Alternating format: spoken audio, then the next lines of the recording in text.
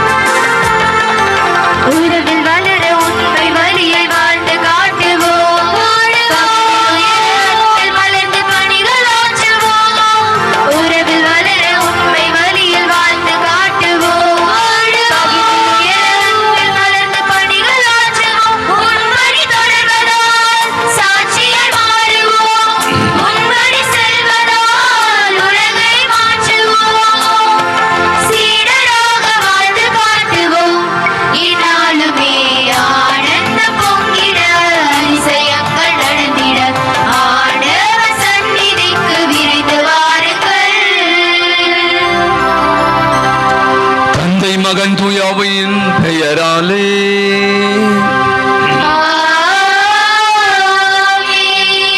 நம் ஆண்டவரும் தலைவருமாகிய இயேசு கிறிஸ்துவின் அருளும் கடவுளின் அன்பும் தூயாவின் தோழமையும் உங்கள் அனைவரோடும் இருப்பதாக.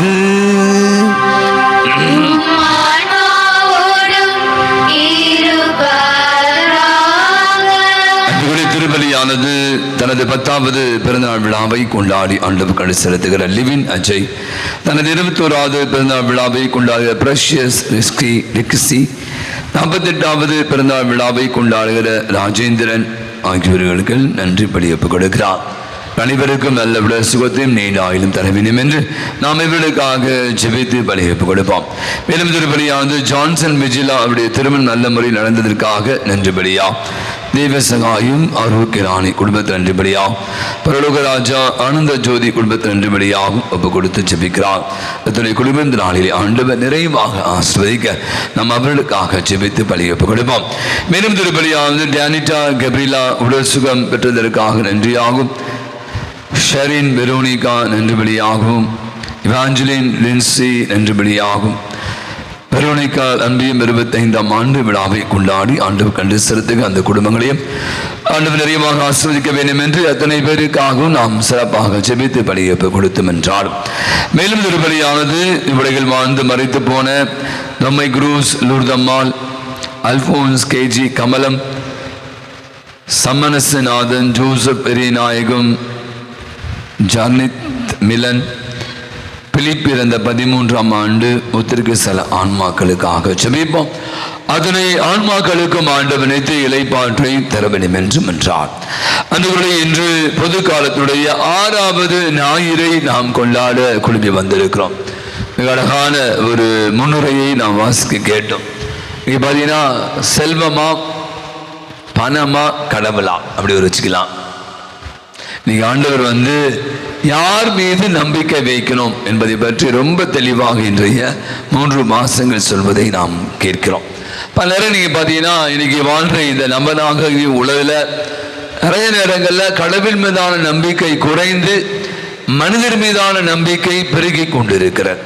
சொல்ல மனிதர்னா நம்ம வைத்திருக்கிற பணமாக இருக்கலாம், புகழாக இருக்கலாம், வசதிகளாக இருக்கலாம். இப்படியாக இன்னைக்கு மனிதர்கள் கடவுளை மீது கடவுள் மீது வைக்கிறாங்க. ஆனால் அது மேலே வைக்கிறதை விட இன்னைக்கு இப்படி வாழ்கிற ஒரு வாழ்க்கையை தான் இன்னைக்கு அதிகமாக மனிதர்கள் வாழ்ந்து கொள்ளும். இது அழிவின் பாதைக்கு இட்டு சொல்வது என்று இன்னைக்கு வசனம் அழகாக சொல்லும். கண்களை மூடுவோம். நீங்க அழகாக சொல்வோம். அவனின்றி அணுவும் அசையாது. அனைத்துக்கும் காரணம் யார் அப்படின்னா கடவுள் தான்.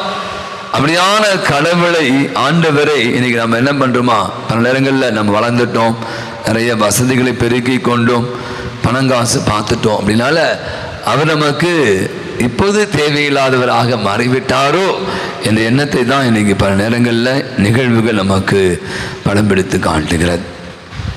அப்படி நம்முடைய வாழ்வில் கடவுளுக்கு தர வேண்டிய முக்கியத்துவத்தை, அவர் மீது வைக்க வேண்டிய நம்பிக்கையை குறைத்திருப்போமாய் அதற்காக மனவருந்தி மன்னிப்பு வேண்டி பாவ மன்னிப்பு வழிபாட்டில் பங்கேற்போம்.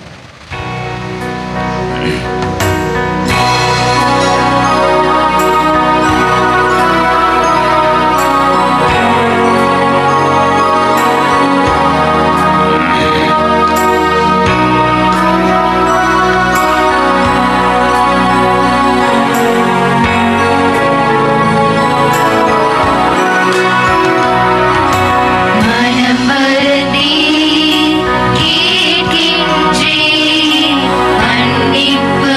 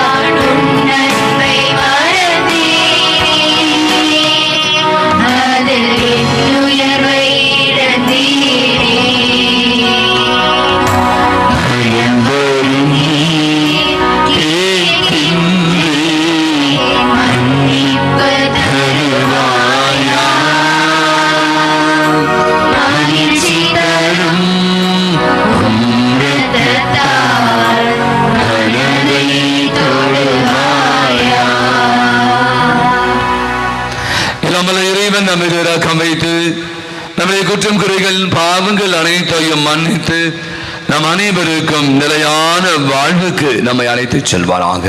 ஆமென்.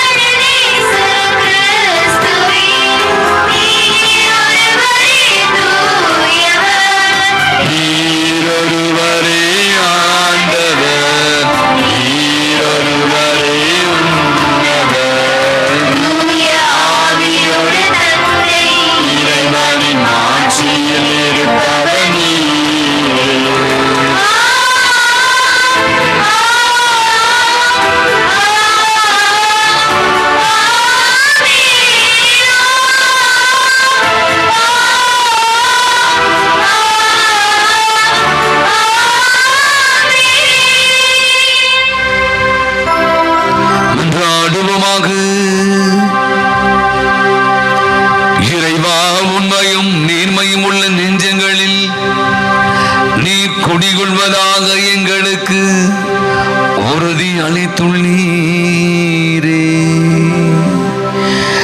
மனித உள்ளங்களை நீ தங்குவதற்கு ஏற்றவாறு நாங்கள் வாழ எங்களுக்கு நீர் அருள் புரிவீராக. என்றென்று வாழ்ந்து ஆட்சி செலுத்துகிற அவர் வழியாகவே உம்மை மன்றாடுகின்றோம்.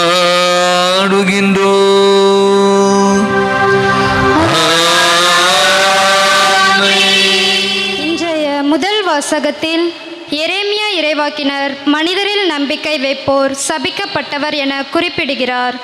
ஆண்டவர் மீது நம்பிக்கை வைப்போர் என்றும் கனிதரும் மரம் போல பசுமையாக இருப்பர். இறைவன் மீது நம்பிக்கை வைப்பவனுக்கு நலமும் வளமும் இறைவனிடமிருந்து அருளப்படும். இறைவாக்கினர் எரேமியா அருளும் இவ்வார்த்தைகளை கவனமுடன் கேட்டு இறை நம்பிக்கையில் வளர்வோம். இறைவாக்கினர் எரேமியா நூலிலிருந்து வாசகம். அதிகாரம் 17. இறை வார்த்தைகள் 5-8 முடிய. ஆண்டவர் கூறுவது இதுவே: மனிதரில் நம்பிக்கை வைப்போர், வலுவற்ற மனிதரில் தாம் வலிமையை காண்போர் சபிக்கப்படுவார். அவர்கள் பாலை நிலத்து புதர் செடிக்கு ஒப்பானவர். பருவ காலத்திலும் அவர்கள் பயனடையார். பாலை நிலத்தில் வறண்ட பகுதிகளிலும் யாரும் வாழா உவர் நிலத்திலுமே அவர்கள் குடியிருப்பார். ஆண்டவரில் நம்பிக்கை வைப்போர் பேறு பெற்றோர். ஆண்டவர் அவர்களது நம்பிக்கை. அவர்கள் நீர் அருகில் நடப்பட்ட மரத்திற்கு ஒப்பானவர். அது நீரோடையை நோக்கி வேர்விடுகிறது. வெப்பமிகு நேரத்தில் அதற்கு அச்சமில்லை. அதன் இலைகள் பசுமையாயிருக்கும். வறட்சி மிகு ஆண்டிலும் அதற்கு கவலை இராது, அது எப்பொழுதும் கனி கொடுக்கும். இது ஆண்டவர் வழங்கும் அருள்வாக்கு. இறைவனுக்கு நன்றி.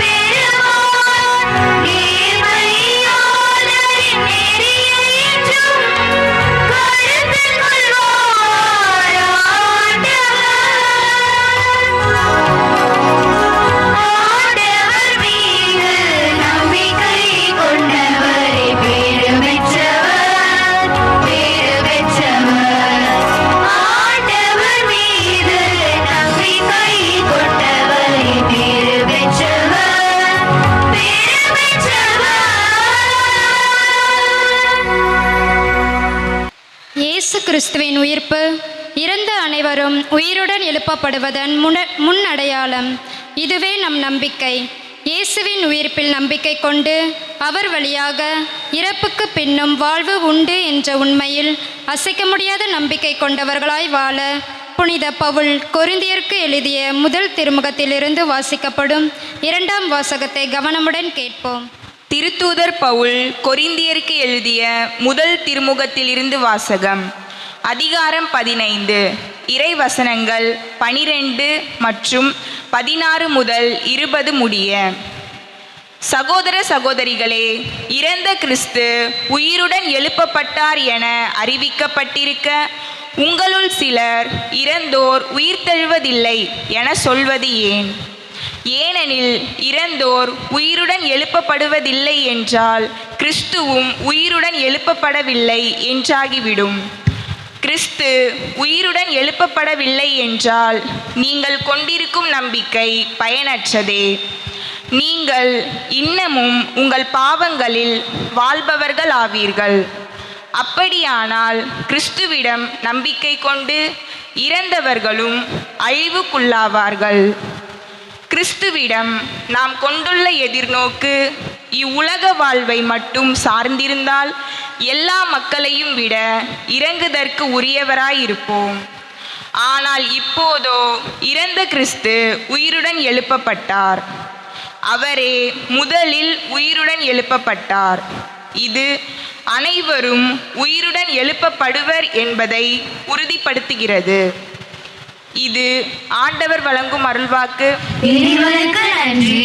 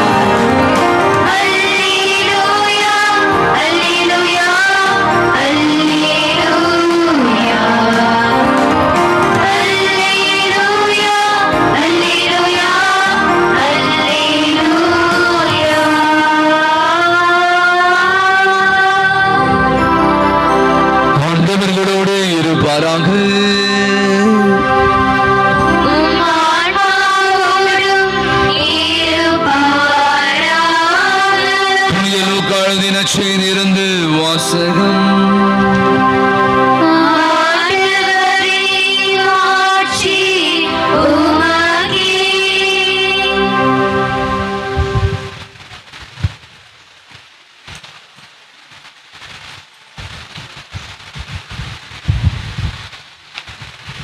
லூக்கான செய்தி அத்தியாயம் 6 இறை திரு வசனங்கள் 17, 20 26 முடிய.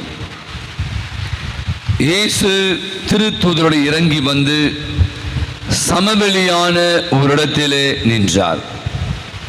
பெருந்திரளான அவருடைய சீடர்களும் யூதேயா முழுவதிலிருந்தும் எருசலேமிலிருந்தும் தீர் சீதோன் கடற்கரை பகுதியிலிருந்தும் வந்த பெருந்திரளான மக்களும் அங்கு இருந்தார்கள். இயேசு சீடர் மீது தம் பார்வையை பதித்து கூறியவை: ஏழைகளே, நீங்கள் பேறு பெற்றோர், இறையாட்சி உங்களுக்கு உரியது. இப்போது பட்டினியாய் இருப்போரே, நீங்கள் பேறு பெற்றோர், எனில் நீங்கள் நிறைவு பெறுவீர்கள். இப்பொழுது அழுது கொண்டிருப்போரே, நீங்கள் பேறு பெற்றோர், எனில் நீங்கள் சிரித்து மகிழ்வீர்கள். மானிட மகன் பொருட்டு மக்கள் உங்களை வெறுத்து ஒதுக்கி வைத்து நீங்கள் பொல்லாதவர் என இகழ்ந்து தள்ளிவிடுகிற பொழுது நீங்கள் பேறு பெற்றோர். அந்நாளில் துள்ளி குதித்து மகிழ்ந்து கொண்டாடுங்கள். எனவே விண்ணுலகில் உங்களுக்கு கிடைக்கும் கைமாறு மிகுதியாகும். அப்படியே மூதாதரும் இறைவாக்கினருக்கு இவ்வாறே செய்து வந்தனர். ஆனால் செல்வந்தர்களே, உங்களுக்கு ஐயோ கேடு, என்னை நீங்கள் எல்லாம் அனுபவித்து விட்டீர்கள். இப்போது உண்டு கொழுத்திருப்போரே, ஐயோ உங்களுக்கு கேடு, எனில் பட்டினி கிடப்பீர்கள். இப்போது சிரித்து இன்புறுவோரே, ஐயோ உங்களுக்கு கேடு, ஏனெனில் துயருற்று அழுவீர்கள். மக்கள் எல்லோரும் உங்களை புகழ்ந்து பேசும்போது ஐயோ உங்களுக்கு கேடு, ஏனெனில் அவளின் மூதாதையரும் போலி இறைவாக்கினருக்கும் இவர்கள் இவ்வாறே செய்தார்கள். ஆண்டவரின் அருள்வாக்கு.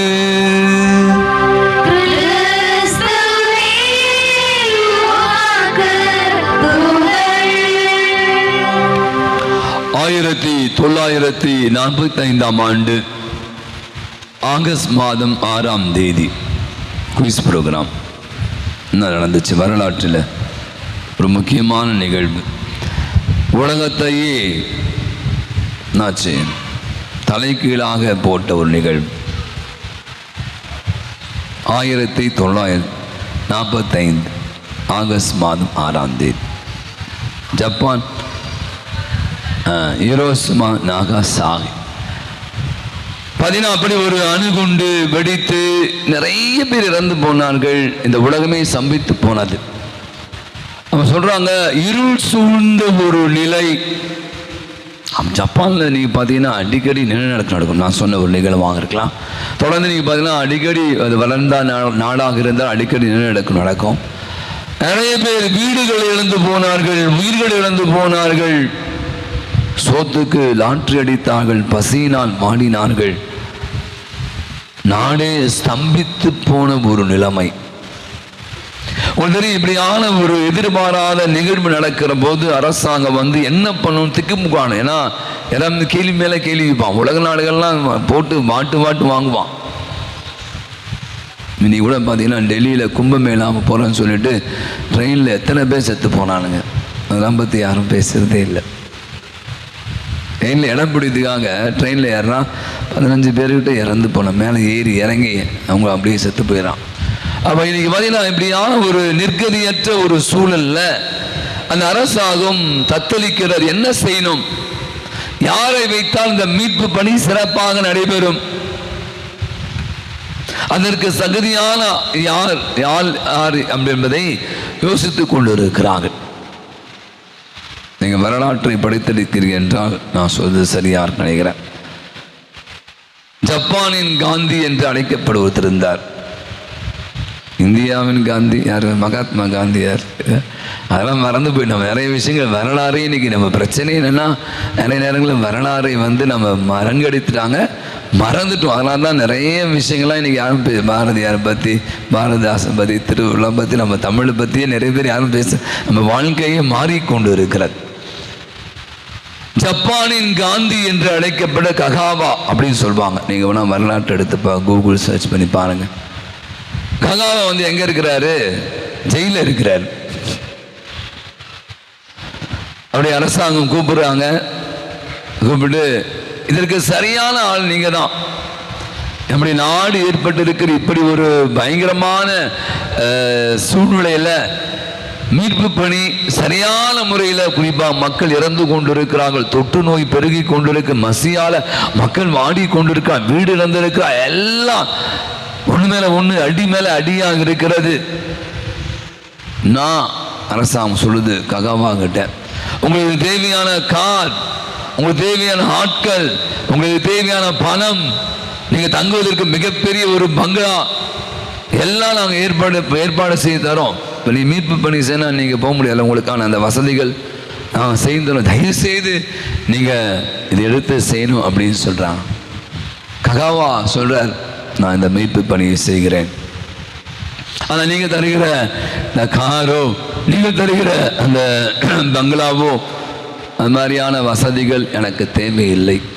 மாறாக ஏழைகளோடு, அந்த பாதிக்கப்பட்ட மக்களோடு மக்களாக இருக்க நான் விரும்புகிறேன், விட்டுடுங்க, நான் பார்த்துக்கிறேன் அப்படின்னு சொல்லி அந்த மீட்பு பணி மிக துரிதமாக, மிக அற்புதமான விதத்தை, நிறைய உயிர்களை காப்பாற்றி அற்புதமான விதத்தில் அந்த நிகழ்வுகளை செய்து முடித்ததாக ஒரு வரலாறு நிகழ்வு சொல்கிறார். இது பிரியமானவர்களே, இன்னைக்கு நீ கேட்ட இந்த 3 வாசகங்கள் நான் முதல்ல முன்னூறிலே சொன்னேன். கடவுளா பணமா அப்படின்னா இன்னைக்கு பார்த்தீங்கன்னா அதுக்கு நடுவில் ஒரு ட்விஸ்ட் வைக்கிறார் ஆண்டவர். இன்னைக்கு ரொம்ப அழகான ஒரு வசனம் என்ன சொன்னார் செய்தியில், ஆண்டவர் யாரை பேரு பெற்றோன்னு சொல்றாரு? பணக்காரன் பார்த்து சொன்னாரா, ஏழைகளே நீங்கள் பேரு பெற்றோர். இங்கே இருக்க எத்தனை பேர் ஏழை அப்படின்னு நீங்கள் கேட்டு நீங்கள் சொல்லாதீங்க என்கிட்ட, ரொம்ப ஏழை ஃபாதர். ஏழைனாலே நமக்கு தெரியல, இன்னைக்கு புவர் அப்படின்னு சொல்கிறான். யார் புவர்? நீங்கள் சொல்லலாம் வீடு இல்லை, போடுற உடம் இல்லை, ட்ரெஸ்ஸு இல்லை, சோறு இல்லை, இல்லை ரோட்டில் படுத்துனுப்பாங்க நிறைய பேர். பிச்சைக்காரங்களாம் நீங்கள் பார்த்துருப்பீங்க, இங்கே பிச்சைக்காரன் தான் இன்றைக்கி பணக்காரனாக இருக்கும், அந்த வேறு விஷயம். அப்போ அது யாரை நான் ஏழை என்று சொல்வோம் அப்படின்னா, ஏழ்மை என்பது இப்போ கொஞ்சம் கம்மியாகிடுச்சு. இப்போ இருக்கிற சூழல்கள், நம்ம ஒரு காலத்தில் ஏழையாக இந்த படிப்பு இல்லை, வசதி இல்லை, சாப்பாடு இல்லை, ட்ரெஸ்ஸு இல்லை, வீடு இல்லை, குடிசை வீடு தான் இருந்துச்சு, எல்லாம் பாருங்கள் அப்பார்ட்மெண்ட். நேற்று தினம் நான் அப்படி போயிட்டு இருந்தேன், பாக்ஷியம் தான் நினைக்கிறேன், கோயம்பேடு பக்கத்தில். அப்படியே ஃபஸ்ட்டு ஒருத்தர் கேட்டாங்க எத்தனை மாடி இது, எனக்கு தெரியல, 25-20 மாடி போயிட்டுருக்குன்னு நினைக்கிறேன் கோயம்பேடில். நான் ஒரு காலத்தில் 50 இருக்கும்போது சொன்னாங்க ஒரு ஸ்கொயர் ஃபீட்டு 7,999 ரூபா ஒரு ஸ்கொயர் ஃபீட், பாக்ஷியம் தெரியலாங்க. அப்போ என்ன கேட்டாங்க எப்படி இது நிற்குது, எனக்கு கூட பயமாக தான் இருக்குது, வெளியெல்லாம் சொல்கிறாங்க. ஏன்னா அந்த தண்ணி போகிற இடம், அது நீர்நிலை பகுதி, அங்கே தான் கட்டியிருக்கான். நான் சொன்னது அடித்தளம் வந்து பயங்கரமாக நான் பலமுறை இந்த பங்கு போகும்போது பார்த்தா நிறைய ஆட்கள் போயிட்டு வந்துருக்காங்க.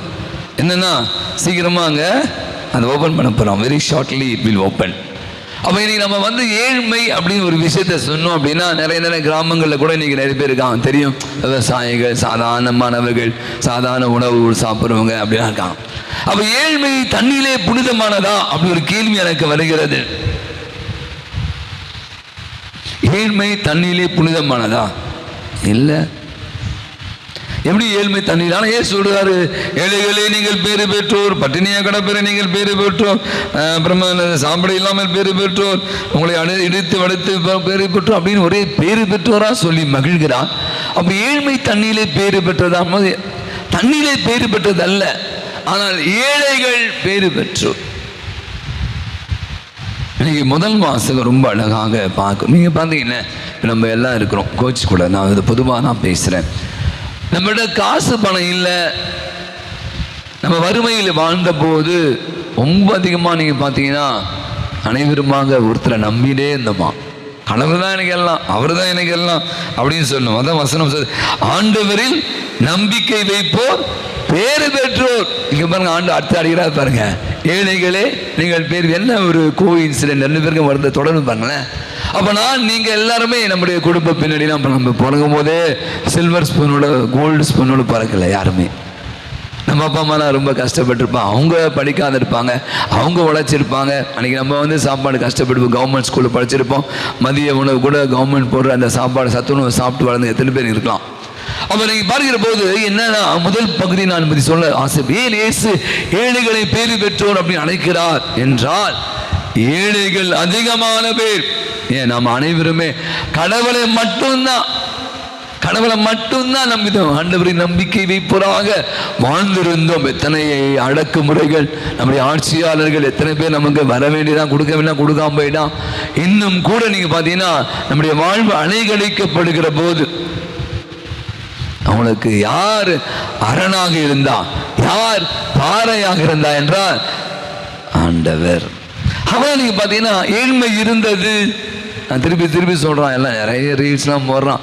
அப்போ வந்து எல்லாம் சேர்ந்து சாப்பிட்டோம், ஒரு சின்ன வீடு இருந்துச்சு, அதுலேயும் நம்ம எல்லாம் படுத்துக்கிட்டோம், நிறைய நேரங்கள் சிரித்தோம், மகிழ்ந்தோம், எல்லாம் நிறைய போடுறான்.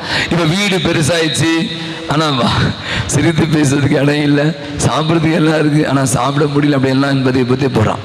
முதல் பகுதி, ஏழைகளே நீங்கள் பேறு பெற்றோர் அப்படி என்பதுக்குன்னா, ஏழைகள் கடவுளை சார்ந்து வாழ்ந்தார்கள், கடவுளை மட்டுமே நம்பி வாழ்ந்தார்கள். வசனம் கடமை, ஆண்டவரை நம்பினோர் பேறு பெற்றார் தான். ரெண்டாவது சூழ்நிலை யோசிச்சு பார்த்தேன். ஏழைகள் நீங்கள் பார்த்தீங்கன்னா நிறைய நிகழ்வு என்னால் சொல்லிக்கான நேரத்தை கருத்து நான் குறைகிறேன். ஏழைகள் பார்த்தீங்கன்னா நம்மகிட்ட பைசா இல்லை, நம்மகிட்ட சாப்பாடு இல்லை, ஆனால் பாருங்களேன் அடுத்தவங்க மேலே அக்கறையாக இருப்பான். தன்னிட்ட வறுமை இருக்கிறது, எனக்கு சாப்பாடு இல்லை. அன்னை தெரேசா நிகழ்வு எனக்கு கண் முன்பாக வருகிறது. ஒரு அம்மா போகிறா, உங்களுக்கு தெரியும், அது மாதிரி எனக்கு சாப்பாடு எல்லாம் சொல்கிறா. இந்த அம்மா ஒரு அன்னை தெரேசா ஒரு 5 கிலோ அரிசியோ 10 கிலோ அரிசி கொடுக்குறாங்க, எடுத்து கொண்டு போடுகிறான். இந்த கதையை நீங்கள் கேட்டிருப்பீங்க. அன்னை தெரேசாவுக்கு ஒரு மாதிரி ஆச்சுடா, இது ஒரு நானே ஒரு பிச்சைக்காரி, நான் சாப்பாடு இல்லாமல் கஷ்டப்படுறேன், என் குழந்தைங்க சாப்பாடு இல்லைன்னு சொல்கிறாங்க, கொடுத்து எடுத்து இது எங்கே தான் போகிறான், அப்போ என்னை ஏமாத்துறாளோ அப்படின்னு சொல்லிட்டு அப்படி பின்தொடர்கிறான். அந்த அம்மா போய் ஒரு முஸ்லீம் வீட்டுக்கு போகுது. அங்கே போயிட்டு இந்த 5-10 கிலோ அரிசியில் ஒரு 5 கிலோ அரிசியை கொடுது. அப்போ அன்னை தெரேசா கூப்பிட்டு கேட்குறான், என்ன பண்ணுற, இவங்க அங்கே இருக்காங்க, அவங்க இஸ்லாமிய அதை சேர்ந்தவங்க, என்னை விட ரொம்ப வறுமையில் இருக்கான், நானே வறுமையில் இருக்கேன், நானே 2 நாள் சாப்பிடல என் பிள்ளைங்க, ஆனால் நான் நினச்சேன் நீ கொடுத்த இந்த 10 கிலோ அரிசியை அவங்களுக்கு ஒரு 5 கிலோ கொடுத்தா அவங்க வயிறு நிறைய இல்லை. இதுதான் ஏழ்மை. ஏன் ஆண்டவருக்கு பேறு பெற்றோர் சொல்கிறான்னா, ஏழையவர்கள் எப்பவுமே நீங்கள் பாருங்களேன், ரோட்டிலோட நீங்கள் பார்த்தீங்கன்னா யாராவது உடனே கொடுப்பான். அவன்கிட்ட பெருசாக 100 ரூபா 1000 ரூபாய் இருக்காது, இதுவே ஒரு 50 ரூபா 10 ரூபா கொடுத்து செய்வான். ஸோ இப்போ ஏன் பேறு பெற்றோர் என்பதற்கான விஷயத்தை சொல்லும்போது, ஏழைகளே நீங்கள் பேறு பெற்ற முதல்ல கடவுள் மீது அதிக நம்பிக்கை கொண்டவர்கள். ரெண்டாவது நீங்கள் பார்த்தீங்கன்னா அடுத்தவர்கள் அக்கறை கொண்டவர்கள். இன்னைக்கு அதெல்லாம் கடவுள் நிறைய நேரங்கள் நம்முடைய குடும்பங்கள் பாருங்களேன், நம்ம இன்னைக்கு இப்படி வளர்ந்துருக்கோம் அப்படின்னா நம்ம செய்த, நம்ம அப்பா அம்மா செய்த அற்புதமான காரியங்கள் தான். அவங்க யாருக்காவது உதவி செய்திருப்பாங்க, யாராவது சாப்பாடுன்னு கேட்டால் கொடுத்துருப்பாங்க, யாருக்குன்னா உதவினா நம்மள பெருசாக இல்லை ஆனால் கொடுத்து அவருடைய விளைவு நீங்கள் நான் நம்புகிறேன். இன்னைக்கு நீங்கள் நான் நல்லா இருக்கோம் அப்படின்னா நம்முடைய பெற்றோர்கள் முன்னோர்கள் செய்த அந்த தர்மங்கள் தான். இன்னைக்கு நீங்கள் பார்க்கலாம். 2வது பகுதி நான் யோசிக்கிறப்ப நீங்கள் கிட்ட கோச்சக்கூடாது. சொன்ன மாதிரி கடவுள் ஏன் இப்படி செம்ம திட்டரே சொல்றாரு, செல்வந்தர்களே உங்களுக்கு ஐயோ கேடு. அப்ப செல்வம் மேல சம்பாதிக்க கூடாதா? நீங்க என்ன பேசுறீங்க? ஒரு கார் வாங்கினா தப்பா? நான் ஒரு வாட்சியத்தில் ஒரு பெரிய ஃப்ளாட் வாங்கிட்டேன், நேரம் இடம் மூலம் வாங்கி போட்டிருக்கேன், ஒரு பல தொழில்கள் பண்ணுறேன், கோயம்பேட்டில் ஒரு கடை வச்சுருக்கேன் கோடி ரூபாயில், என்ன தப்பா? அது என்ன அப்படி என்ற கேள்வி நீங்கள் என்னை கேட்பது உங்கள் மைண்ட் வாய்ஸ் நான் ரீட் பண்ணிட்டேன். ஆனால் எங்கெங்க பிரச்சனை தெரியுதா உங்களுக்கு?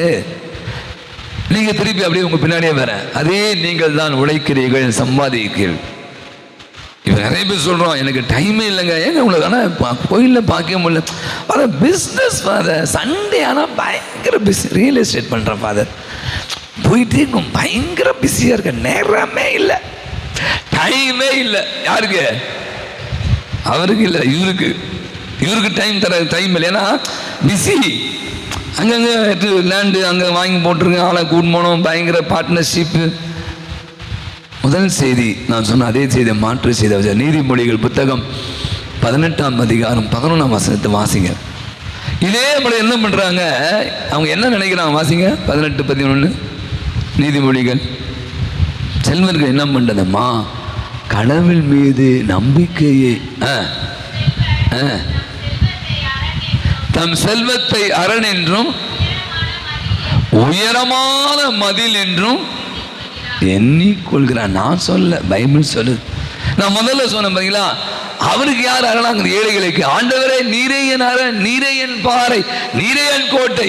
இவனுக்கு செல்வர்கள் இதான் அரண், செல்வம் தான் அரண், மரிய மதில், என்ன ஒருத்தனை ஒன்றும் பண்ண முடியாது. முதல் பகுதியே ஆண்டவர் அவங்கள செல்வர்கள் உங்களுக்கு ஐயோ கேடு. நீங்கள் பார்த்தீங்கன்னா இன்றைக்கி நிறைய நேரங்கள் நம்முடைய வாழ்வில் யாரையும் குறை சொல்ல, பொதுவாக நான் பேசுகிறேன் விவிலியத்தை அடிப்படையில். நம்ம வாழ்வில் வளர்ச்சி இருக்கணுங்க. வளர தான் நமக்கு முதிர்ச்சி வரும்னு சொல்கிறான். நீ யோசிப்பாங்க, நமக்கு வர தட்டும் போது தான் முதிர்ச்சி வரும்னு சொல்லுவான். முதல்ல ரொம்ப இந்த சின்ன வயசு நம்ம ரொம்ப ஆடிடுவோம் பாங்களேன், நம்மளே சொல்லவே அடங்குடா ரொம்ப ஆளாதடானுமோ. ஆனால் இன்றைக்கி நிறைய நேரங்கள் நான் யோசிப்பாங்க, நம்ம கையில் கொஞ்சம் பணம் காசு வந்துட்டா நமக்கே புரியல நம்ம என்ன நடந்துக்கிறோம், நம்முடைய பேச்சு, நம்முடைய நடத்தைகள், நம்ம செய்கிற செயல்கள் நம்ம நிறைய மாதிரி வேற மாதிரியான ஒரு வாழ்வுக்கு இட்டுச்சு. அதை இன்னைக்கு ஆண்டவர் சொல்றா, செல்வர்களே உங்களுக்கு ஐயோ கேடு. ஏன்னா நீங்க அனைத்தையும் அனுபவித்து விட்டீர்கள், உண்டு கொடுத்திருக்கிறீர்கள், ஆனால் நீங்கள் எல்லாம் பட்டினி கிடப்பீர்கள் அப்படின்னு சொல்கிறார். அப்போ முதல் பகுதி நான் நினைக்கிறேன், ஏன் நீ செல்வம் தேவை, ஆனால் அது என்னை தடம் புரண்டு போக வைக்கிற, கடவுள் வைக்க வேண்டிய அந்த பற்றை, அந்த நம்பிக்கையை விட்டு விடுகிறார்.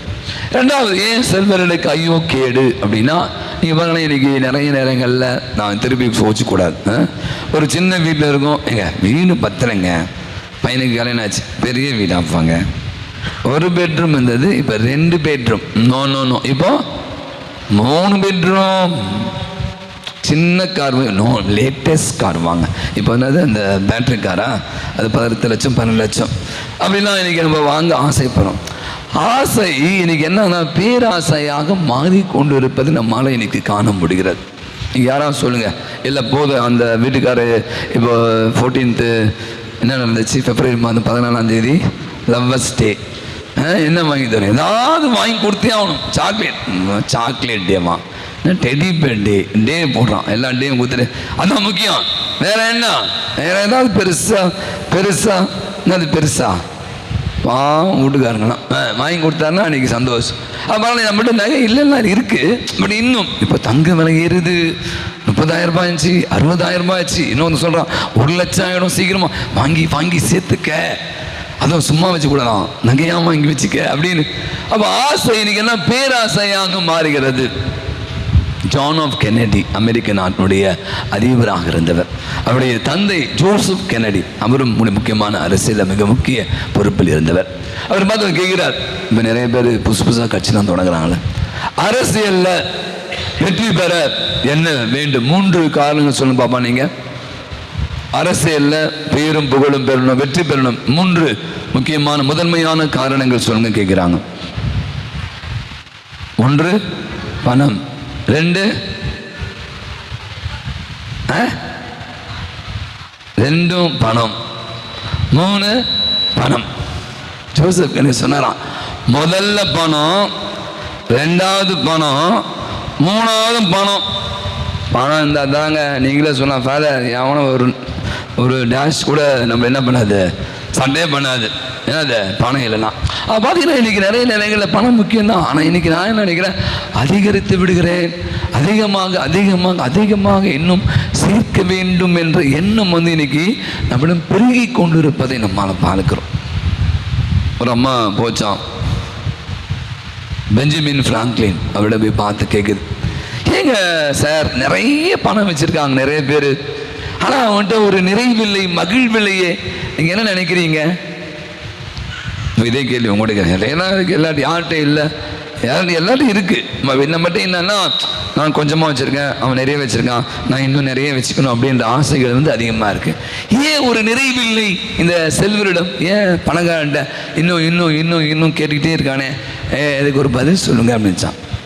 நான் கூப்பிட்டேன், ஒரு பையனை கூப்பிட்டார், சின்ன பையனை கூப்பிட்டேன். சின்ன பையன் நீ இல்லை, சின்ன பையனை கூப்பிட்டு ஒரு ஆப்பிள் கொடுத்தார். ஆப்பிள், பெரிய ஆப்பிள் கையில் கொடுத்தார், இந்த கையில் வாங்கிட்டான். இன்னொரு ஆப்பிள் கொடுத்தார், இந்த கையில் வாங்கிட்டான். இன்னொரு ஆப்பிள் கொடுத்தார். அந்த பையன் என்ன பண்ணுறான், 2 கையில் ஆப்பிள் வச்சுருக்கான். ஆனால் எதை விண்ணு தெரியல, எப்படி வைக்கிறான். 3ஆவது ஆப்பிள் என்ன பண்ணுச்சு, கீழே விழுந்துச்சு. அந்த கீழே விழுந்த ஆப்பிள் எடுக்கிறதுக்காக இன்னும் இந்த கையில் ஆப்பிள் வந்துச்சு, இந்த கையில் இந்த ஆப்பிள், இந்த கையில் தான், இந்த கையில் இந்த ஆப்பிள் வந்துச்சு. பையன் அழுதான். புரிஞ்சுதா அப்படின்னு கேட்டார். புரிஞ்சுதா உங்களுக்குலாம்? புரிஞ்சுதா இல்லையா? ஒரு கையில் ஆப்பிள், இன்னொரு கையில் ஆப்பிள், இன்னொரு 3ஆவது ஆப்பிள். நான் என்ன பண்ணோம், 2 ஆப்பிள் போதும் சொல்லணுமா இல்லையா? ஆனால் இன்றைக்கி அவன் என்ன பண்ணான், 2 ஆப்பிள்லாம் பார்த்தேன், 3ஆவது ஆப்பிள். 3ஆவது ஆப்பிள் எடுக்கும்போது என்னாச்சு, இந்த கையில் இந்த ஆப்பிள், அந்த கையில் ஆப்பிள், இந்த கையில் ஆப்பிள் வந்துச்சு. அப்போது ஆப்பிள் அனைத்தும் கீழே விழுந்து கொண்டு இருந்தது. இன்றைக்கி நிறைய நேரங்களில் நீ பார்த்தீங்கன்னா செல்வர்கள், ஆண்டவர் சொல்கிற வசனத்துக்கு அர்த்தம் இருக்கும். நீங்கள் இப்படி ஆண்டவர் சும்மாலாம் பேசுவேன். ஆகவே நம்ம பணம் வச்சு கூடலாம் இல்லை, கண்டிப்பாக வச்சு நமக்கு தேவை அத்தியாவ. ஆனால் ஆசைகள் பெருகிற போது என்ன ஆகுது, இன்றைக்கி நிறைய தேவையில்லாத விஷயங்களை இன்றைக்கி மனிதர்கள் மாட்டிக்கொண்டு முடிப்பதை நம்மளால் காண முடிகிறோம். 3வது, ஏன் ஆண்டவர் செல்வர்கள் உங்களுக்கு ஐயோ கேடு, பணம் காசு வந்துட்டா, அர்ப்பனுக்கு வாழ் வந்தா அத்தராத்தில் கொடை பிடிப்பான் சொல்லுவான். கண்ணு முன்னே தெரியலங்க, எப்படி தம்மா இருந்தார், முதல்லாம் பார்த்தா நல்லா இருக்கீங்களா, சாப்பிட்டீங்களா, எப்படி ரொம்ப நேரம் ஆச்சு பார்த்து. இப்போ என்னாச்சு, கண்ணே தெரில. கண்ணை என்ன மறைச்சிச்சு, பணம், செல்வம் என்னை மறைச்சிச்சு. என்னுடைய பேச்சு, என்னுடைய செயல்பாடுகள், என்னுடைய நடத்தை எல்லாமே மாறி போச்சு. என்னங்க இப்படி நல்ல மனுஷன் கண்டுக்கவே மாட்டுறாங்க. இதெல்லாம் பேச்சு வழக்கு. நீங்கள் மக்கள் சொல்கிறது நான் சொல்ல, ஆமாம் தானே நான் சொல்கிறது உண்மையாக பொய்யா? ஏன்னா இந்த பணம் என்ன பண்ணுறது, அடுத்தவர் மீதான அக்கறையை முற்றிலுமாக தொலைத்து விட்டது. இங்கே தான் திருப்பி நான் சொன்னேன் முதல் பாயிண்ட். ஏன் ஆண்டவர் ஏழைகளை பேர் பெற்றுனாரு, அவன்கிட்ட சோறு இல்லை, ஆனால் வாங்க என்கிட்ட இருக்க கஞ்சி குடிங்க. ஒரு காலத்தை குடிச்சாங்களா இல்லையா? எல்லாம் கிராமத்தெல்லாம் போங்க, யார் வந்தாலும் அந்த ஏதாவது ஒரு கஞ்சி தண்ணியோ ஒரு மோர் தண்ணியோ கொடுப்பாங்களே, பழைய சாப்பாடு தருவாங்களா இல்லையா? அவங்கள்ட்ட என்ன பிரியாணி இருந்துச்சு. ஆனால் நம்ம வீட்டில் பிரியாணிலாம் இருக்கும், நல்லா இன்னைக்கு ஒரே மட்டன் பெரிய வாசனை, டமால் கதவு முடிப்பான். ஏன் சொல்ல, எல்லாம் அப்பார்ட்மெண்ட் இருப்பான், கண்ணுக்கு தவிர திறந்தா எல்லாம் வந்துடுவானே. நாங்கள் அந்த ஹோட்டலில் போய் சாப்பிட்டோம், நாங்கள் இந்த ஹோட்டலில் போய் சாப்பிட்டோம். ஆனால் பக்கத்தில் இருப்பாங்க. பைபிளில் வசனம் அழகாய் சொல்கிறது. எங்கே வாசிக்கிறீங்க சொல்லுங்கள்? லூக்கா நற்செய்தியில் ஒரு அழகான ஒருத்தன் தான், லாசர் ஒருத்தன் படுத்துருந்தானா. ஆனால் அவன் என்ன பணக்காரன், அவனை பற்றி ஒரு கண்டுக்கு வேறு வசனம். ஏன் அவன் தண்டிக்கப்பட்டான் தெரியுமா உங்களுக்கு? அவர் ஒரு பொருட்டா கூட அவன் வாசப்ப டெய்லி போறான் வரான். அவனை ஒரு பொருட்டாக கூட அவன் கருது. அவனுக்கு சாப்பாடு, அவனுக்கு ட்ரெஸ்ஸு, அவனுக்கு எல்லாம். நம்ம அதில் இருக்கமா அப்படின்னு நீங்களே பார்த்துக்குங்க. அவன் இன்னைக்கு ஆண்டவர் ஏன் மீண்டுமாக செல்வர்களை நீங்கள் ஐயோக்கியது அப்படின்னு சொன்னார். நீங்கள் பெருசாலாம் இல்லை, நீ நிறைய நேரங்களில் நம்முடைய பேராசைகளை குறைத்துக்கணும். அடுத்த மீது அக்கறை வைங்க, முழுமையாக ஆண்டவரை நம்புங்க. நிச்சயமாக நான் சொல்வேன். இன்னைக்கு ரொம்ப அழகாக சொல்கிறான் ஒருத்தன், எதை நீ பற்றி கொண்டு இருக்கிறாய் யோசித்து பாருங்க. எதை நீ பற்றி கொண்டு இருக்கிறாய்? நீங்கள் கப்பலில் போட்டில் போனீங்கன்னா, ஒரு ஆற்றுல கீழே போனீங்கன்னா, ஒரு சாதாரண ஒரு ஏதோ ஒன்று நம்ம அப்படியே தப்பிச்சுலாம் பாருங்களேன், நம்ம உயிரை காப்பேன். ஆனால் அதுவே நீங்கள் வேற ஏதாவது பிடித்து கொண்டிருந்தால் உங்களை எதுக்கு எட்டு சொல்லும்? அது உங்களை அழிவின் பாதைக்கு எட்டு செல்லும். அதுதான் இன்னைக்கு ஆண்டவர் மிக அழகாக சொல்றார். செல்வர்களே அயோக்கியடு ஏழைகளை நீங்கள் முழுமையான என்னுடைய வாழ்வு எது? நான் யாரை பற்றி கொண்டு வாழ்கிறேன்? யோசித்து பார். ஆண்டவரை பற்றி கொள்வோம், ஆசைகளை குறைத்துக் கொள்வோம், அடுத்தவர் மீது நம் அக்கறை கொள்வோம், ஆண்டவரை முழுமையாய் நம்புவோம். ஆமென். எழுந்து நமது விசுவாசத்தை அறிக்கையிடுவோம்.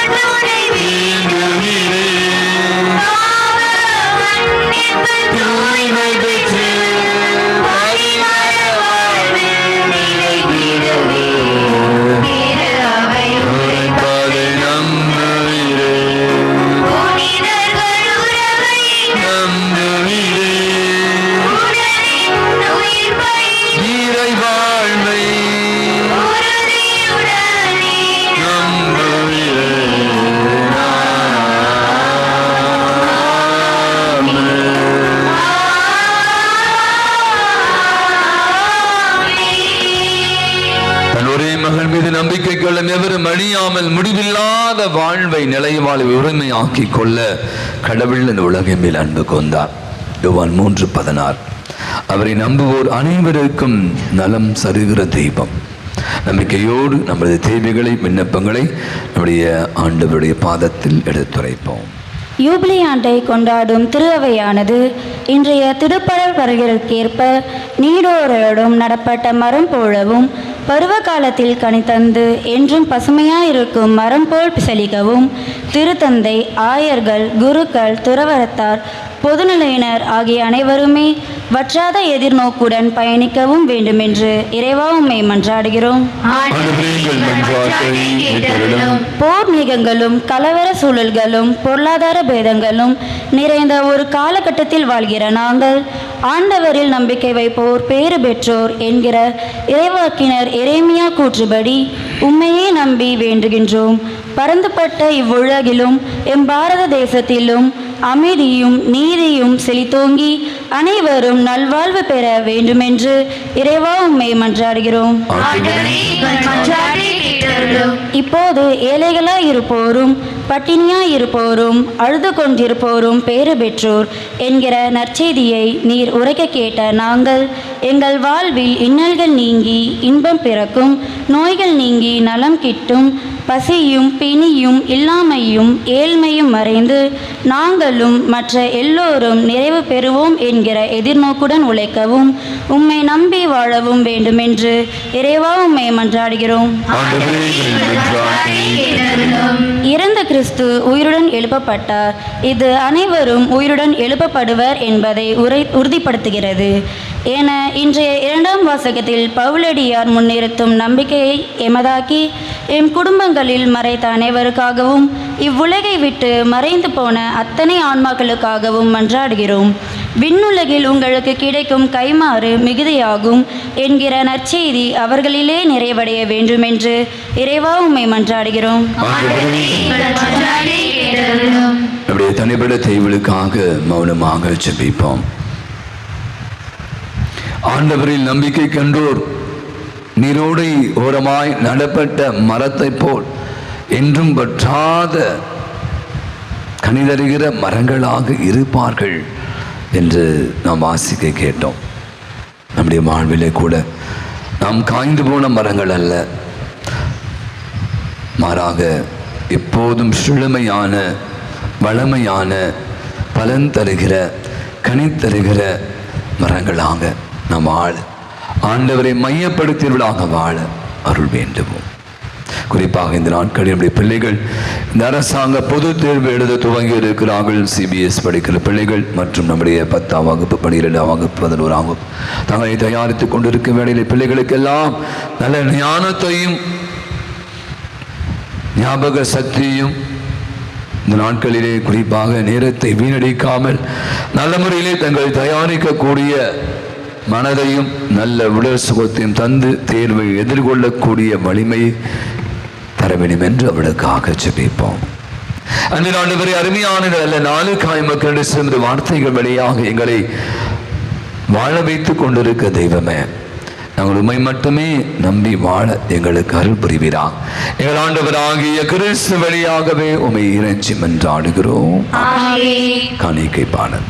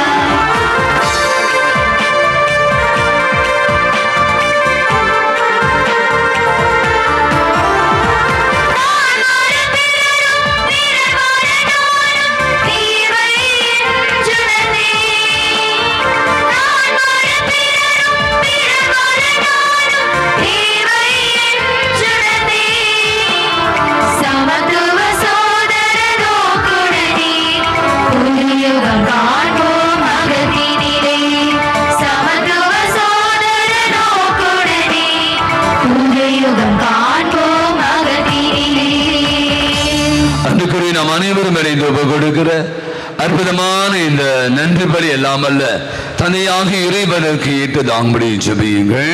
ஆண்டவர் தம் திருப்பெயரின் புகழ்ச்சிக்காகவும் ஆட்சிக்காகவும் தமது நன்மைக்காகவும் புனித திருவை அனைத்து நலன்களுக்காகவும் உமது கையிலிருந்து இப்பலியை ஏற்றுக்கொள்வாராக. ஆண்டவரே, இந்த காணிக்கை எங்களை தூய்மைப்படுத்தி புதுப்பிக்க உம்மை தாழ்மையாய் வேண்டுகிறோம். அதனால் உமது திருவுளத்தை நிறைவேற்றுபவர்களுக்கு அது நிலையான பயன் விளைவிப்பதாக எங்கள் ஆண்டவராகிய கிறிஸ்து வழியாகவே உம்மை மன்றாடுகிறோம்.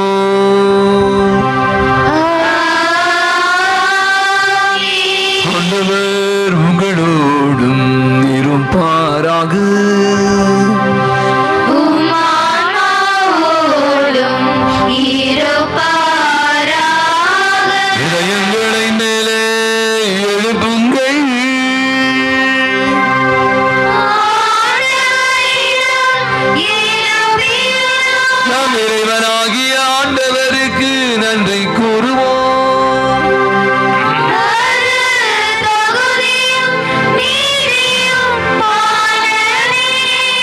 ஆண்டவரே, தூயவரான தந்தையே, என்றுமுள்ள எல்லாம் வல்ல இறைவா, என்னாலும் எவ்விடத்திலும் நாங்கள் உமக்கு நன்றி செலுத்துவது மெய்யாகவே தகுதியும் நீதியுமாகும். எங்கள் கடமையும் மீட்புக்குரிய செயலுமாகும். நாங்கள் வாழ்வதும் இயங்குவதும் இருப்பதும் உம்மிலேதான். இந்த உடலோடு வாழ்கையில் உமது பரிவிரக்கத்தின் பயன்களை மட்டுமே நாங்கள் நாள்தோறும் அனுபவிப்பது மட்டுமன்றி இப்பொழுது நிலை வாழ்வின் பிணையும் கொண்டுள்ளோம். இரணில் மாவியாரின் முதற்கனிகளை பெற்ற நாங்கள் பாஸ்கா மறை நிகழ்வின் பயன் எங்களுக்கு என்று உண்டு என நம்புகிறோம். அந்த ஆவியால் வழியாகவே இயேசுவை சாவினின்று உயிர்த்தெழச் செய்தீர். ஆகவே நாங்கள் வானக தூதர் அனைவரோடும் சேர்ந்து உம்மை புகழ்ந்தேத்தி அக்கடித்து கொண்டாடி ஆர்ப்பரித்து பாடுவதாவது: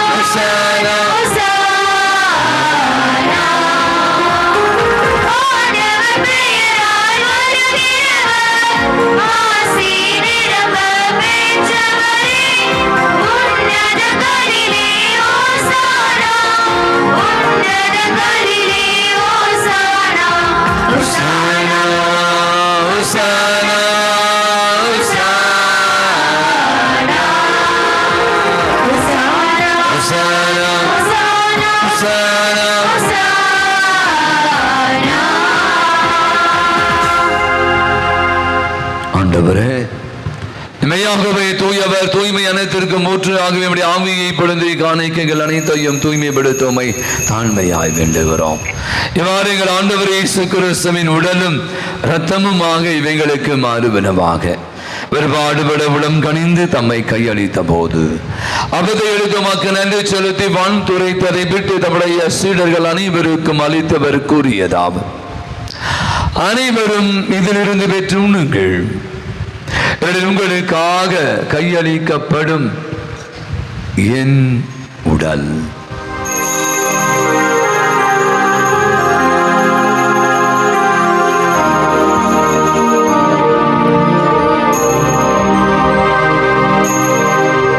அவனுமே இரவு விருந்தை அருந்தி பின்பு கிண்ணத்தை எடுத்து மீண்டும் மக்கள் நன்றி கூறி தம்முடைய சீடர்கள் அனைவருக்கும் அதனை அளித்தவர் கூறியதாம்: அனைவரும் இதிலிருந்து பெற்று பருகுங்கள்.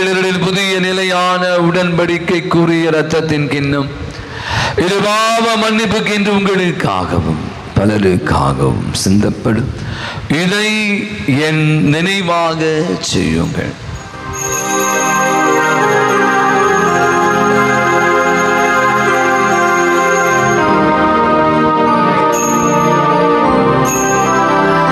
நம்பிக்கையின் மறைபொருள்.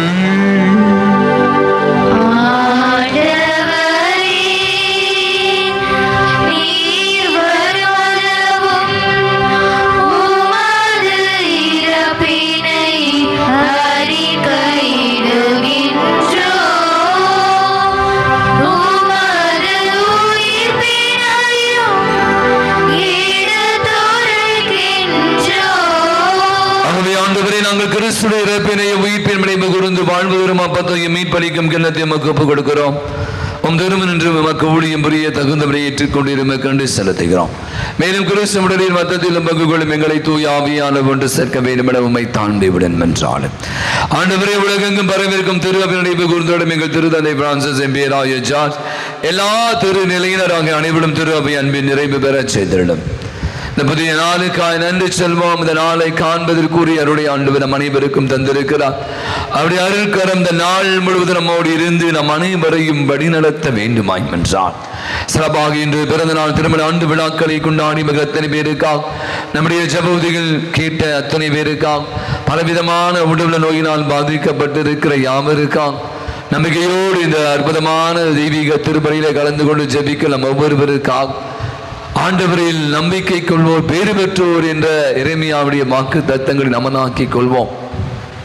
இன்று நம்முடைய வாழ்வில் எத்தனையோ துன்பங்கள் துயரங்கள் நிறைந்த வாழ்வு கூட நம்ம கடந்து வந்து கொண்டிருக்கலாம். ஆண்டவர் என்று சொல்றார், நீங்கள் பேறு பெற்றவர்கள், அங்கு மகிழ்ந்து மகிழ்ச்சியோடு இருங்கள். அவர் அத்தனை விதமான அருள் வரங்களை நமக்கு தருவார். இப்போது நம்ம வசதி இல்லாமல் இருக்கலாம், இப்போ நம்ம ஏழ்மையில் இருக்கலாம், இப்போ நம்ம கஷ்டப்படலாம். இது அப்படியே தொடராது. நமக்கான ஒரு விடிவை, நமக்கான ஒரு வளமையான ஒரு வாழ்வை ஆண்டவர் நமக்கு வைத்திருக்கிறார். அந்த வாழ்வை நமதாக்கி கொள்ள இந்த ஆண்டவரை இறுக பற்றி கொண்டு வாழ அருள் வேண்டுவோம். உயிர் தெழுவம் என்ற எதிர்நோக்குடன் தொழில் கொள்ளும் சகோதர சகோதரிகளே, இருந்தோர் அனைவரையும் இரக்கத்துடன் நினைவுகும் திருமகளில் ஏற்றெழும் அனைவரும் மீதும் இரக்கமாய் கடவுளின் கண்ணிதாயான் விடுது மிக்க மரியால் ஆரோக்கிய அன்னை அவருடைய கணவரான விடுது யோசிப்பு, நமது வங்கியின் பாதுகாம் தந்தையுமான விடுது அந்தோனியா, விடுத திருத்தூதர்கள் தோமா, அன்னை திரேசா, அல்போன்சா, தெய்வ சகாய் இவர்களை நமக்கு உகந்தவராய் இருந்தோர் ஆகிய புனிதர் அனைவருடன் நாங்கள் நிறைவாழ்வில் பங்கு கொள்ளும் தகுதி பெற்று உம் திருமகன் இயேசு கிறிஸ்து வழியாக உம்மை புகழ்ந்தேத்தும் வரமருள உம்மை மன்றாடுகிறோம். இவர் வழியாக இவரோடு இவரில் எல்லாம் வல்ல இறைவனாகிய தூய ஆவியானவரின் ஒன்றித்து எல்லா புகழும் ஆட்சியும் என்றென்றும் உமக்கு புரியதே.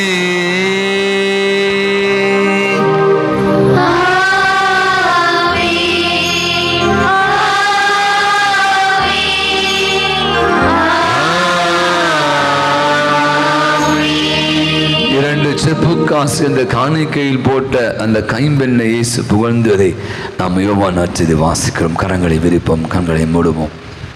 அவள் தனக்குரியது யாவற்றையும் போட்டவள். காரணம், அவள் கடவுளை நம்பினார். கடவுள் அவளுக்கு பன்மடங்காக திருப்பி தருவார் என்பது அவள் நம்பிக்கையாக இருந்தது. ஆண்டவரோடு ஒன்றித்து வாழ்வது அவரின் நம்பிக்கை மீது எத்தனை விதமான பேறு பலனை தரும் என்பதை உணர்ந்தவர்களா இயேசு ஆண்டவர் கற்பித்த அற்புதமான ஜெபத்தை இணைந்து ஜெபிப்போம். விண்ணுலகில் இருக்கிற எங்கள் தந்தையே, உமது பெயர் தூயதென போற்ற பெறுக. உமது ஆட்சி வருக. உமது திருவுளம் விண்ணுலகில் நிறைவேறுவது போல மண்ணுலகிலும் நிறைவேறுக. எங்கள் அன்றாட உணவை இன்று எங்களுக்கு தாரும். எங்களுக்கு எதிராக குற்றம் செய்வோரை நாங்கள் மன்னிப்பது போல எங்கள் குற்றங்களை மன்னியும். எங்களை சோதனைக்குட்படுத்தாதேயும், தீமையிலிருந்து எங்களை விடுவித்தருளும். ஆண்டவரே, தீமை அனைத்தும் எங்களை விடுவித்து எங்கள் வாழ்நாளில் அமைதியை கனிவோடரிடம் என்றாலும் இரக்கத்தின் உதவியா நாங்கள் பாவத்திலிருந்து எப்போது விடுதலை பெற்று யாதொரு கலக்கம் என்று நலமாய் இருப்போமா. நாங்கள் எதிர்நோக்கி இருக்கிற பேரின்பத்திற்காக மீட்பராக இயேசு கிறிஸ்துவின் வருகைக்காகவும் காத்திருக்கின்றோம். ஆண்டவராக இயேசு கிறிஸ்துவின் அமைதியை உங்களுக்கு விட்டு செய்யும் அமைதியை உங்களுக்கு அளிக்கிற திருத்தூதருக்கு முடிந்தவரை என் குற்றங்களை குறைகளை பாவங்களை பலவீனங்களை பாராமல் ஆண்டவரை நம்முடைய பாத தண்டையில வந்து குழுமி இருக்கிற விசுவாசத்தை நம்பிக்கையை கண்ணோக்கி பார். எங்கள் யாவருக்கும் எங்கள் குடும்பங்களுக்கு பங்கு சமூகத்திற்கும் நாட்டிற்கும் உலகத்திற்கும் அமைதி நிம்மதி ஒற்றுமையும் சமாதானத்தையும் நிறைவையும் மகிழ்வையும் இரக்கத்தையும் மன்னிப்பையும் சுகத்தையும் நலத்தையும் தந்துள்ள திருவிழம் கொள்வீரா. என்றென்றும் வாழ்ந்து ஆட்சி செலுத்துகின்றவர் நீரே. ஆண்டவருடைய அமைதி உங்கள் அனைவரோடும் இருப்பதாக. ஒருவருக்கொருவர் ஆண்டவர் நேசகர் அமைதியை மகிழ்வோடு பகிர்ந்து கொள்வோம். சமாதானம்.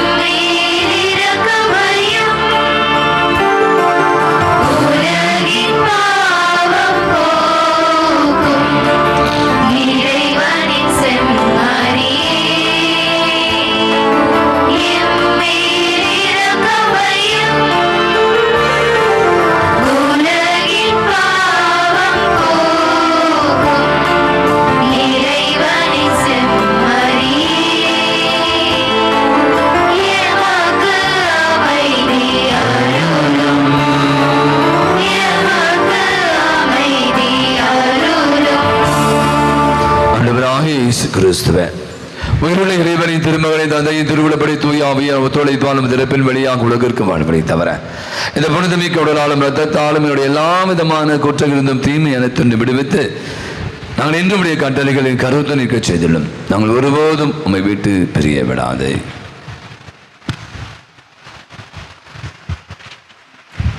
இதோ நம் ஆண்டவராகிய இயேசு கிறிஸ்து, இவரே உலகினுடைய பாவங்களை எல்லாம் போக்குகிற இறைவனின் செம்மறி.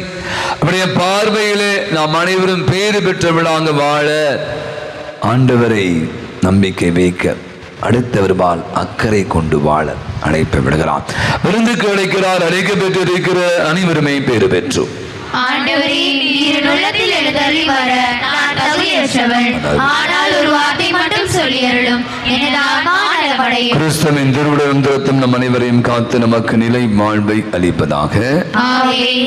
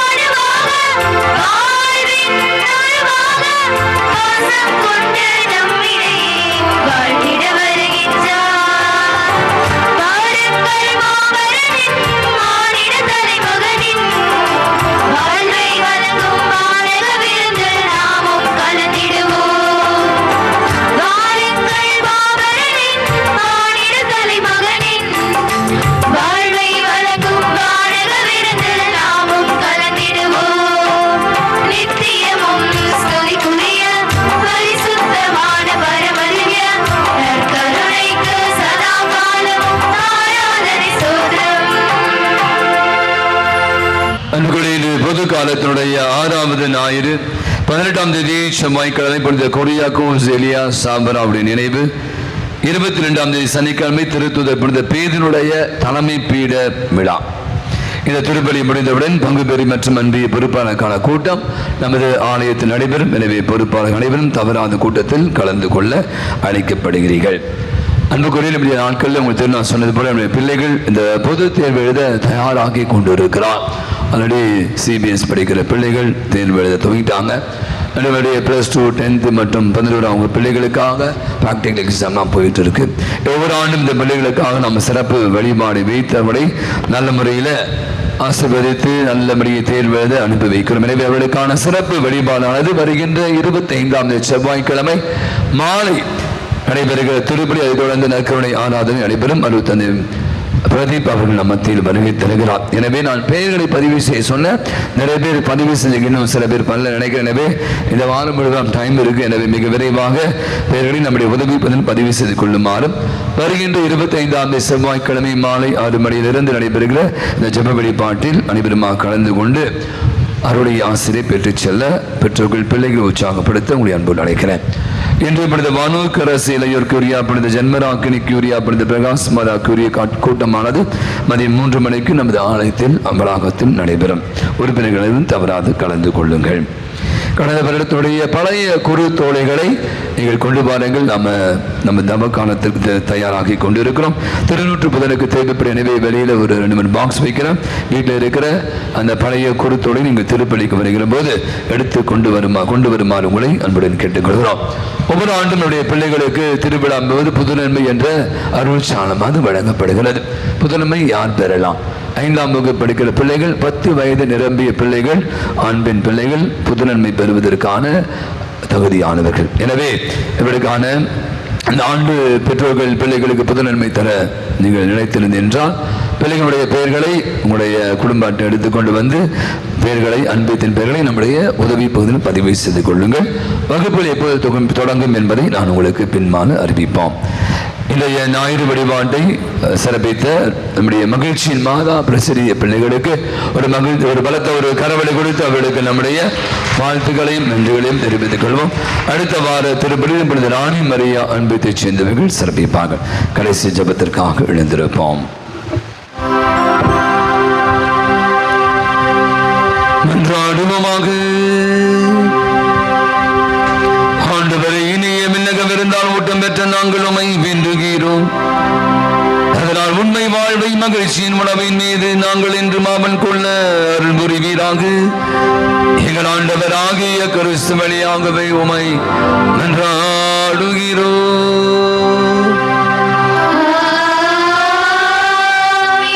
ஆண்டவர்களோடு இருப்பாராக.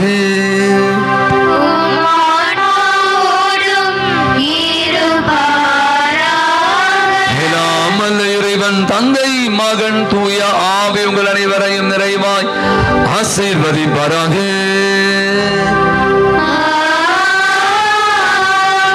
சென்று வாழுங்கள். திருபலி நிறைவு பெற்றது.